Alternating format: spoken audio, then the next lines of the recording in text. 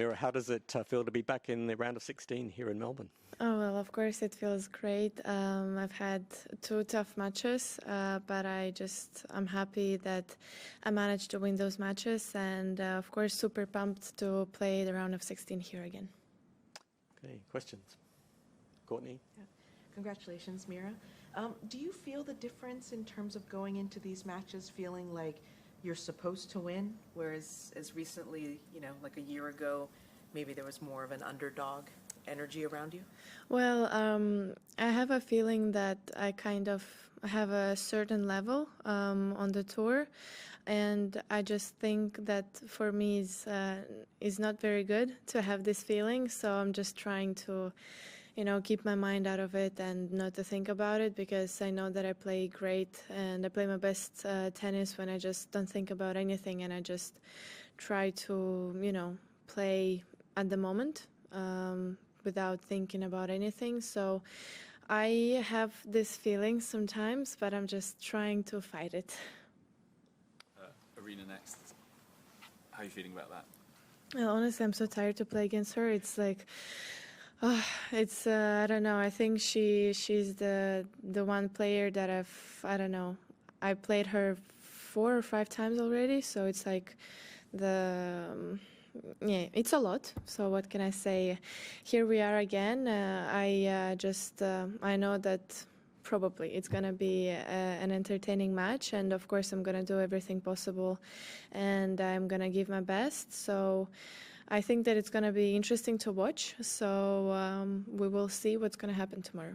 What's it actually like facing her? What? What's it actually like facing her, being on the other side of the net? Does it feel very different from other opponents, the aura and that kind of thing? Well, of course, she also has a certain level, so it's always, I don't know, I feel like I'm trying to feel like, it's another match and I'm just going on court and trying to win and do my best. But of course, sometimes there are thoughts that are, I feel like, okay, she's number one, maybe it's okay if, this doesn't work, or I don't know, this, or maybe I play not that good here. Well, I mean, she's number one, it's okay. So sometimes when we played in Brisbane, I had those thoughts, but I've talked a lot about this, and now I know what to do, and I've figured it out. So I think that this time is going to be a bit better.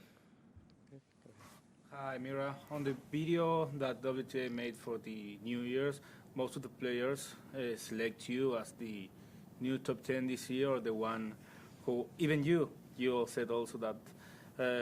How are you dealing with the pressure, with the expectations, because you feel like totally natural for you?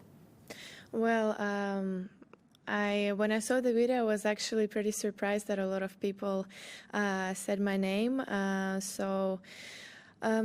don't know. I don't actually feel any pressure about this. I just, I'm sure that it's a matter of time until I'm in top 10. So I have a lot of points to defend this year. So we're gonna see. I'm actually. It's pretty interesting for me as well to see how can I deal with that pressure. But when everyone's saying that, okay, she's gonna be top 10, she's gonna, she's gonna be the first one who will enter the top 10 from younger players. I don't know. I feel like, okay, well, I'm just gonna try to do so. Ben? Hi, Mira. You're currently the only teenager in the top 100. And I know you're obviously focused on the competition who's here with you at the top of the WTA rankings. But I'm curious, are there any teenagers who maybe people haven't heard of as yet, who you know of because they're in your generation, who you think are going to be particularly good? Any names you would have of people who are on your radar, who you're expecting to do some big thing someday? Honestly, I don't know. Like teenagers. Well, I know that Alina Korneeva, the girl I played in 2023 final, I think that she could have a potential, but honestly, I'm not very good with names and with like teenagers that are also kind of playing. So I know her, and I know her for a long time. So I think that she could play really good on the WTA circuit. So I think that because I don't know anybody else, and I think that she actually has a good potential. So let's just say her. Courtney? Mira, comparing, the first time that you played Arena back in that first Madrid run to even playing her again in Brisbane, and then obviously you're about to play her again, where do you see the gap closing the most for you? Like, where do you see that you are getting closer to, especially on a fast court, like a hard court, getting that win on a hard court? Well, I would say that playing her on clay court and a hard court is a completely different matches. And if we compare me to that very first match in Madrid, I would say that I was so scared, to be honest. Like, I was so scared to hit the ball, and I was afraid of that big court and big stadium, and there was a lot of people who were watching the match, so I was like a bit tight, and I was like, oh my God, what is going on? And so that was a bit tough, but of course now I also have more experience playing on bigger courts, and of course I've faced her a lot of times. So as I said, playing her on clay court is, I would say, a bit easier. Of course, on the hard courts like here in Melbourne, I would say that for me is one of the fastest hard courts. So of course this is not going to be easy, and we're just gonna see if I can handle the pressure and everything that's gonna happen tomorrow. Okay, a couple more in English, Ben, and then we'll come to you. I enjoyed your video with Conchita and Nick in the cinema sessions thing. I was wondering what that was like to record as that format. 'Cause it's like for a unique thing they do here. Well, for me, I think it was the first time we did the interview together with Conchita. So it was funny because she was supposed to do it actually alone, and so she asked me, "Well, do you want to come?" I was like, "Yeah, of course," because last year I also did this, and I remember that they had a really good popcorn. So I was like, "Okay, I'm gonna come for sure." And so we started doing this, and they showed a lot of clips when she was playing and when I was playing, and we just talked through it. But yeah, I liked it a lot, and it was fun. I also made some jokes, so it was really fun for me. I've seen on Instagram a picture of yourself and your sister Erica having the breakfast at the bed. I want to ask you how it's for you to have your sister also in the tour, and I mean, many players has also some sisters or brothers, but for you, how do you deal with your sister also in the tour and your mom as well? Well, obviously, I would say that she's a number one person that I would come to hear some words of support, and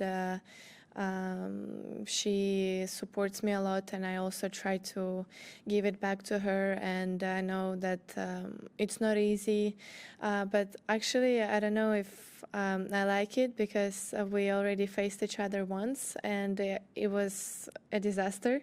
Not like tennis-wise, but just what was going on during that day and during the match as well was, I would say, the hardest match of my career so far. So tennis-wise is not great, but when I think about us, spending time together during the tournaments, and just all the support that I feel from her, and I would say that she's the closest person that I have. So it's amazing to have her by my side as well, and we're just trying to support each other all the time. So I think that it's working well. We'll do one more in English, David. One more question about Arena. You played against her, but you also spent some time with her in Abu Dhabi not so long ago. I was just wondering how you look back on spending time with her, and What did you learn about her, and how does that help you or not help you, I suppose?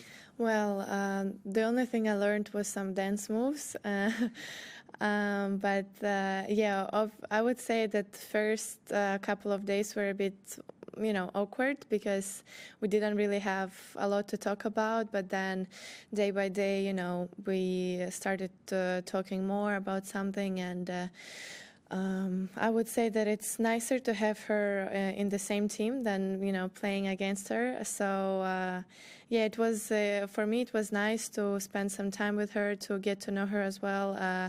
I knew that she's funny, so it was interesting for me, to see and to know what she's gonna be like a person. When you just talk to her, because I didn't. We never really talked with each other. I think the only thing we said to one another was like, "Hi, how are you?" And that's it. And there I got to know her, and she's actually a really nice person, really funny. So yeah, looking back to that, it was great.